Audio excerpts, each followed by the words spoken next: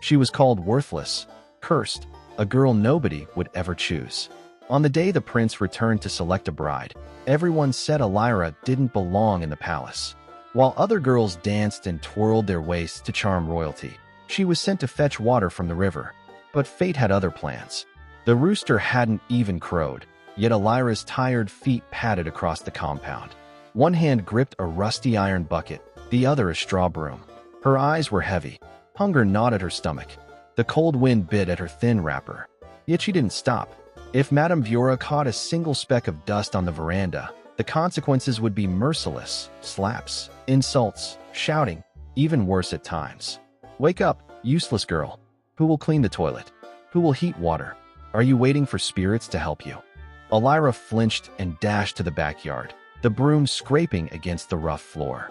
By the time the first rays of sunlight painted the sky, she had already swept the compound, washed last night's dishes, fetched water from the river, plucked scent leaves from the garden, and prepared firewood for the kitchen. She hadn't eaten a thing. Once, this house had been warm. Once, laughter had filled every corner. Her mother, Amira, had been the village jewel: gentle hands, bright laugh, soft voice.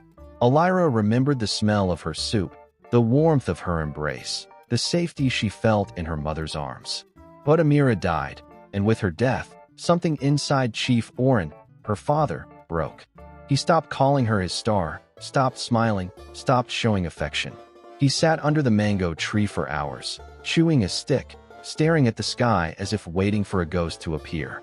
The villagers whispered, "That girl walks alone like a stray goat. Her father should remarry.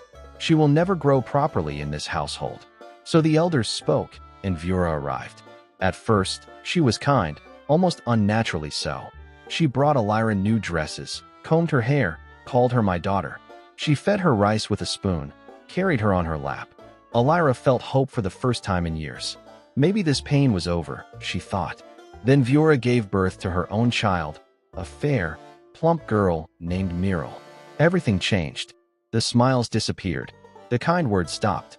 The little scoldings grew into constant thunder. "Elra, you didn't wash that plate properly. Elra, why do you walk like a goat? Elra, are you deaf?" Then came the shouts. "Wake up, cursed girl. You think this is your mother's house?"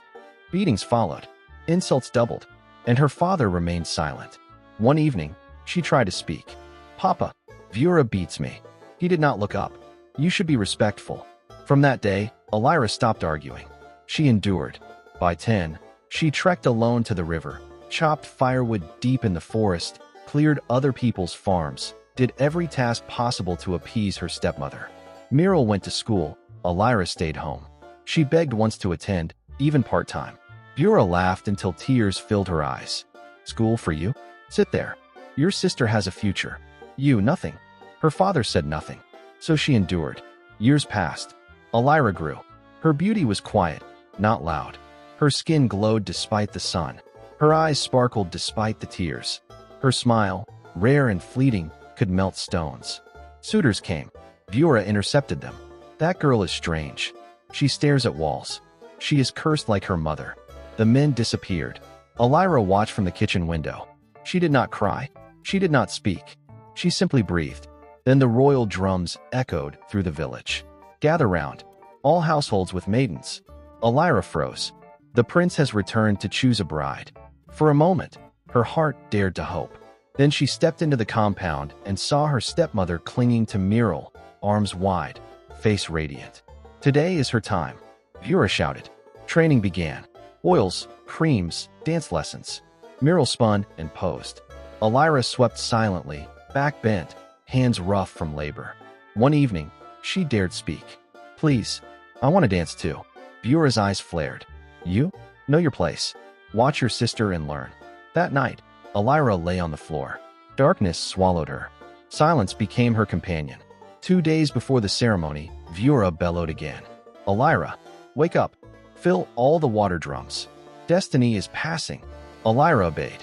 Chest tight, villagers avoiding her, some hissing, others pulling their daughters away. Near the river, she saw an old woman collapsed beside firewood. Elra dropped her bucket and ran. "Mama, are you okay?" The woman's lips quivered. "My strength failed water." Elra filled a bowl from the cleanest part of the stream. She helped the woman drink. She lifted the firewood, swept the yard, lit a fire. The woman watched in awe. "You have a good heart. You will go places." Before Elra could leave, the woman handed her a folded wrapper and coral beads. "Wear this when your time comes. Let no one tell you you're worthless." Elra clutched the gift. For the first time in years, she felt joy. She did not yet know the river had not finished with her. That evening, back home, Viora was furious. "Where have you been?" she hissed. "I helped Mama Chica carry firewood," Elra said softly. "Helping old women while my household suffers? You've lost your mind." Elra said nothing. She placed the gift carefully in her old box, humming quietly as she pounded yam. That night, she slept, dreaming of rivers, old women, and a chance at something better. The next morning, the drums called the village to the palace. Muriel prepared, glowed, danced.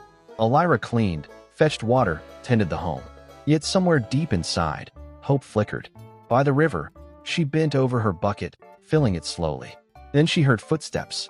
A man approached. Simple clothes, no crown, no guards. Just a warm, calm smile. "Good afternoon," he said. Elra froze. "Good afternoon, sir. Would you like water?" She handed him a bowl. He drank, smiled again, stepped closer. "You're a beautiful girl. Even if the prince doesn't choose you, he must be blind." Elra laughed faintly. "How can he see me? I'm not for him." He simply smiled. In that quiet moment, Elra felt the first spark of a destiny she had almost stopped believing. The morning sun had barely pierced the horizon when Elra stirred from her restless sleep. Her body ached from yesterday's endless labor, yet there was a strange anticipation threading through her bones, a quiet hum of destiny whispering that the day might unfold differently from all others. The river's cool water had left a lingering freshness on her skin, and the wrapper and beads, safely tucked beneath her mattress, seemed to radiate warmth and promise, though the memory of Viora's stolen glare still lingered like a shadow. She rose silently, as always, avoiding the creaking floorboards that might betray her presence to the household that had never treated her as its own. The firewood, stacked in uneven bundles, awaited her, as did the water drums, heavy and looming like silent judges of her endless toil. Today, however, her hands felt steadier. Today, she was not merely a servant in her own home. She carried within her the blessing of an old woman's faith and the spark of hope she had thought lost long ago. By the time the village stirred with the usual chaos of roosters crowing and women shouting for early market chores, Elra had already completed tasks that would have taken most children half a day. She had fetched water from the river twice, scrubbed the veranda until the boards shone, and prepared firewood for the cooking pots that would boil yams and sauces for a household that no longer thanked her. Muriel had begun her day like a young queen in training, prancing across the yard in the silken wrappers Viora had bought from traveling merchants. Her laughter rang sharp, precise, as if it had been sculpted to pierce the hearts of any who might dare to challenge her perfection.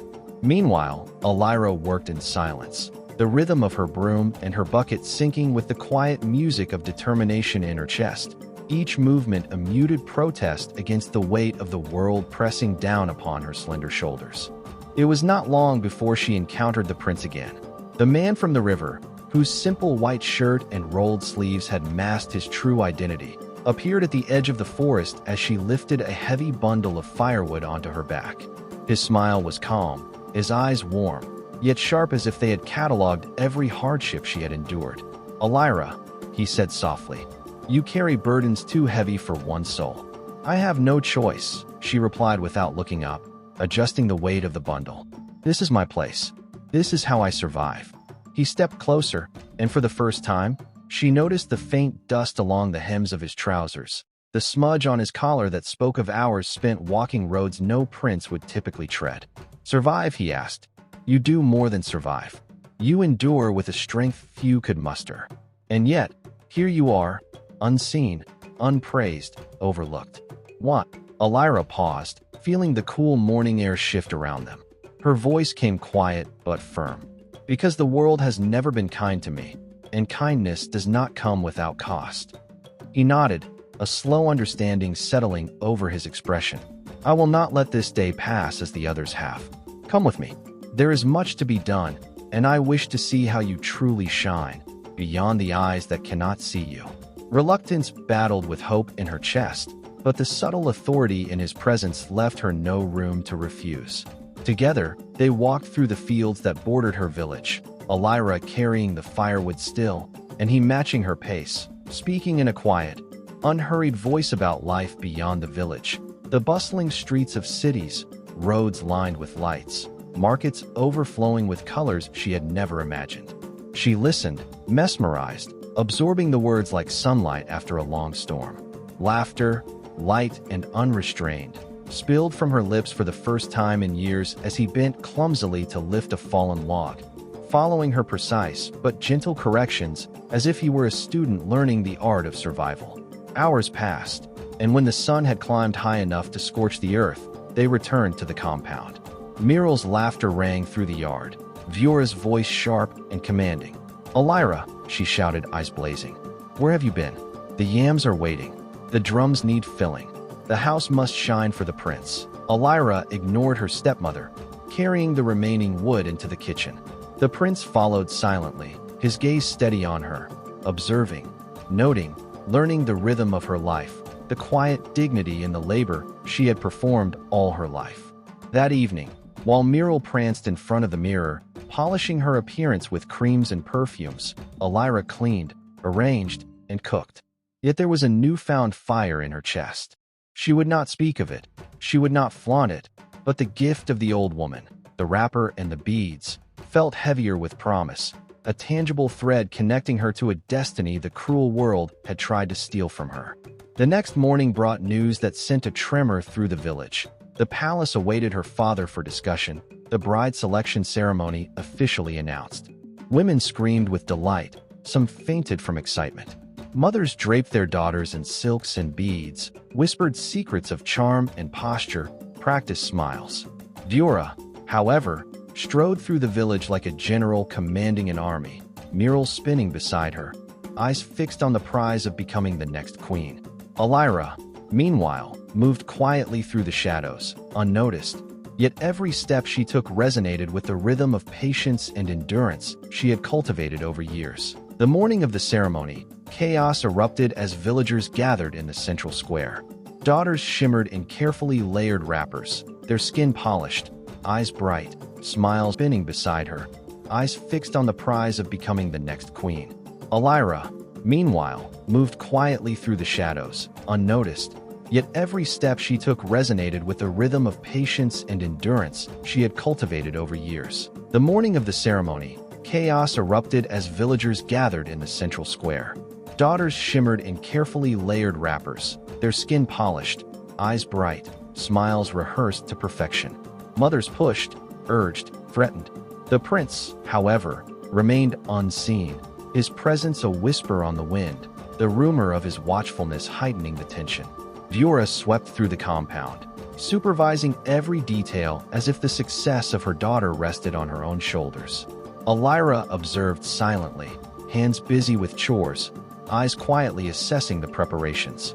Muriel posed before mirrors, adjusted beads, practiced laughter that rang hollow and rehearsed. Meanwhile, Elra clutched the old woman's wrapper and beads beneath her scarf, a silent talisman against the world's cruelty, a hidden promise of a life she dared to imagine. By mid-afternoon, the royal convoy had arrived. Guards in crimson and gold, drummers beating softly, maids carrying trays of gifts and food. Prince Effany emerged, regal yet unassuming, his gaze immediately seeking the girl who had offered him water by the river. His eyes scanned the crowd, narrowing in on Elra even as Viora pushed Muriel forward. He did not rush, did not call out, but every movement betrayed the purpose he carried, a purpose entwined with the quiet strength and kindness he had witnessed. Muriel danced with the precision of training and indulgence, every turn calculated to impress, every smile choreographed. Mothers whispered, neighbors gossiped, and Elra, still performing her household tasks, remained unseen. The prince, however, was aware. He moved closer, deliberately avoiding the trained dancers, watching Elra from the edge of the compound. Her hands moved gracefully even in labor. Her posture was quiet dignity personified. She lifted water, tended firewood, adjusted her stepmother's chaos without complaint or recognition. Each small act spoke louder than any dance, louder than any rehearsed smile. Eventually, the ceremony commenced. Daughters performed, mothers clapped, the crowd erupted in cheers. Muriel shone, her performance flawless. Yet the prince's gaze did not linger. He walked past the glittering displays, past the polished smiles, past the calculated performances, until he reached Elra, kneeling to lift a water drum into place, sweat glistening on her forehead, the old woman's beads faintly visible beneath her scarf. The hush that fell over the crowd was instantaneous. Gasps, whispers, murmurs. No one had expected the prince to intervene. He bent slightly, placing a hand on her shoulder. "You," he said simply, voice carrying over the stunned silence. "You are the one I have come to find." Elra froze, heart pounding, disbelief rooting her to the ground. I am not ready. I am nothing but." "Enough," he interrupted gently, yet firmly. "Your worth has never been in question. I have seen your strength, your kindness, your courage. You do not need permission to shine." Viora's shriek tore through the air, a mixture of rage and disbelief. "You cannot choose her. She is nothing. My daughter." Muriel's face drained of color. Every practiced smile, every rehearsed pose, every ounce of preparation meant nothing. She had been outshone by a girl the world had dismissed. The prince extended his hand. Elra, trembling, hesitated only for a moment before placing her small, calloused hand into his. The moment their fingers touched, a quiet understanding passed between them, a promise that the trials of the past would not define her future. Chief Oren, who had watched silently beneath the mango tree, finally spoke. "My daughter, my Elra." His voice quavered, breaking the years of silence, the grief, the distance. Viora collapsed to the ground, clutching her daughter, powerless to reverse the choice already made. The villagers, stunned into silence, began to murmur, then cheer. The girl they had mocked, the one they had called cursed, had captured the heart of the prince. Preparations for the marriage began immediately. Gifts, gold, ceremonial attire, all arrived at Elra's home. She worked tirelessly to ensure the household, even in the midst of newfound attention, was organized. She forgave quietly, acted with dignity, and prepared herself for the new life that awaited. That night, alone for a brief moment, she touched the beads and the wrapper, whispering thanks to the old woman who had seen her worth before anyone else did. She realized that life's cruelty had tempered her, had honed her resilience, had made her ready to meet destiny not as a victim, but as a queen in waiting. The prince remained by her side, teaching her, laughing with her, allowing her to see beyond the village she had known, showing her the world she had only dreamed of. And in the quiet hours, as the stars blinked down upon the village and palace alike, Elra understood that nothing, no cruelty, no neglect, no injustice, could diminish the spirit of someone who carried hope, kindness, and courage. The next morning, the palace gates opened wide. Elra, adorned in garments befitting a princess, held her head high. The villagers lined the streets, many weeping, some cheering, all stunned by the turn of fate. Viora and Muriel watched, defeated and silent, as the girl they had tried to suppress walked forward, radiant and unshakable, toward the life she had been denied for so long. The royal drums sounded, echoing across the hills, announcing not only a wedding, but a triumph of resilience, patience, and the quiet strength that had always been Elra's. The prince's hand rested lightly on hers, a steady anchor, a promise kept. She had survived the years of cruelty, the endless labor, the constant diminishment of her spirit, only to rise, finally, to the life she had always deserved. And in that moment, the village understood. Beauty is not in glittering displays or rehearsed smiles. Beauty is in endurance, in the kindness extended to strangers, in the courage to rise despite every obstacle. Elra, once dismissed as cursed, now held the heart of a kingdom in her hands. The morning sun rose over the palace walls with a quiet authority, casting golden streaks across the expansive courtyard where Elra now stood, no longer the girl fetching water from a dusty stream, but a princess in every sense, her posture steady, her eyes clear and luminous. The courtyard was alive with servants and palace guards, all moving in orchestrated harmony. Yet Elra walked among them with a natural grace that seemed to bend the rhythm around her, a silent acknowledgement that she belonged here, though the weight of her journey still lingered in the way her shoulders carried themselves. Her hands, though delicate now in gloves of fine fabric, still remembered the coarse fibers of the brooms, the rough surface of the firewood, and the slippery water drums she had lifted in her village. Those memories were not scars but badges, quietly proclaiming the depth of endurance that had forged her spirit into something unbreakable. Prince Effany, walking beside her with the calm composure of a man used to command yet softened by genuine admiration, kept glancing at her, not as a prince surveying a subject, but as someone who had witnessed her life in all its quiet trials and extraordinary resilience. "Are you ready?" he asked, his voice carrying a warmth that had become a tether for her heart.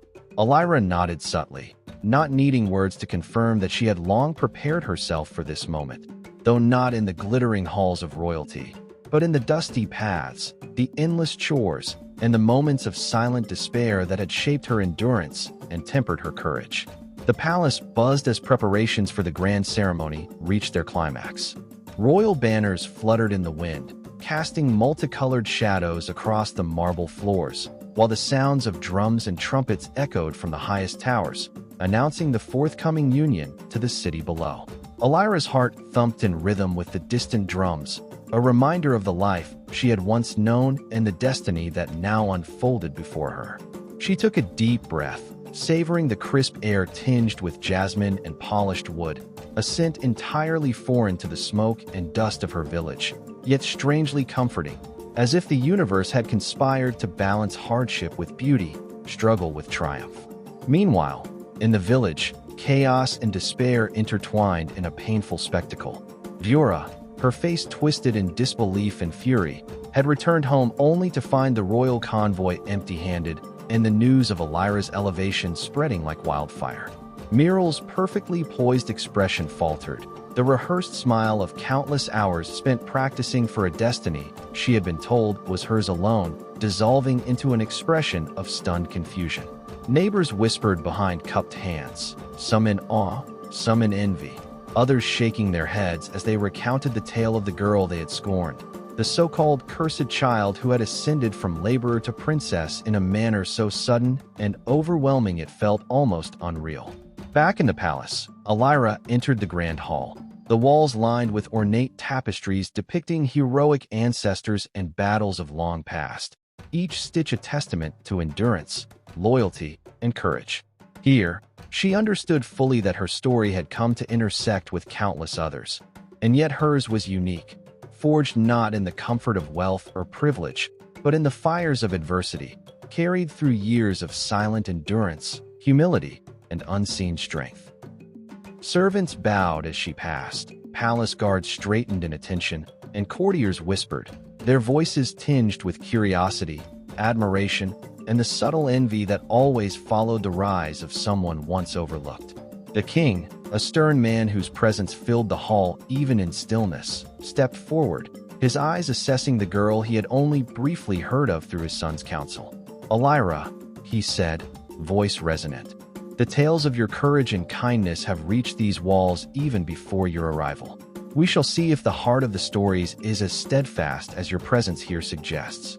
Elra bowed, the motion instinctive yet elegant, the blend of humility and poise that had been forged over years of labor now manifesting naturally in her posture and bearing. Prince Effany led her to the ceremonial dais, where preparations for the marriage were nearly complete. Gold and silver adornments gleamed under the polished chandeliers, delicate lace veils lay ready, and coral beads arranged in intricate patterns glistened like captured sunlight.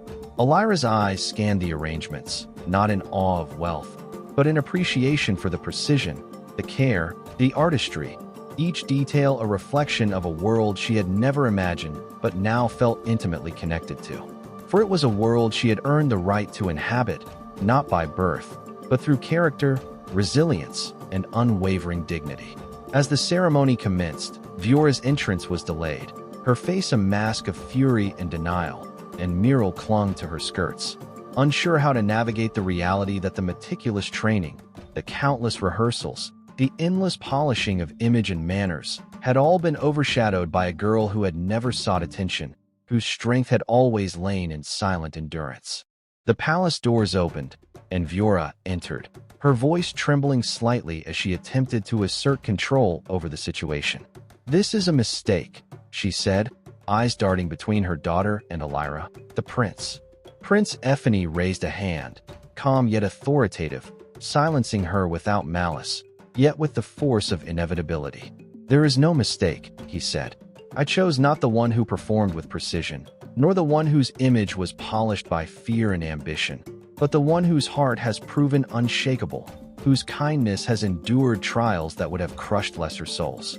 Elra, the hall held its collective breath. Elra, feeling the weight of destiny settle around her shoulders, stepped forward, her steps measured, graceful, each movement a reflection of her journey from the village to the palace. Viora's face contorted in disbelief, Miral's eyes filled with tears she could not understand, and the courtiers whispered in astonishment as the truth of the prince's choice became undeniable. The wedding ceremony unfolded with grandeur, yet it was Elra's quiet dignity that captured the attention and admiration of everyone present. Her vows were simple, yet profound, reflecting not only her love for the prince but her understanding of the responsibilities she now embraced, her commitment to a life defined not by wealth or appearance, but by compassion, courage, and the unwavering moral compass that had guided her from a young girl fetching water and carrying firewood to a princess standing in the radiant sunlight of destiny fulfilled. As the ceremony concluded, Elra's father, Chief Oren, who had been silent and distant for so many years, approached with tears glistening in his eyes. "My daughter," he said, voice breaking with emotion, "I see now the strength I did not understand, the heart I did not acknowledge. Forgive my silence, forgive my absence. Today, I see the fullness of your spirit, and I am proud beyond measure."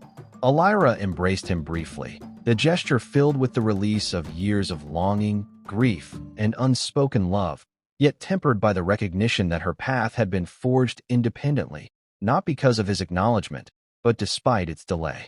Viora and Miral, meanwhile, faced the consequences of their actions. The king, observing the household's prior injustices, decreed that Viora would be removed from any influence over Miral's upbringing, her privileges within the village rescinded.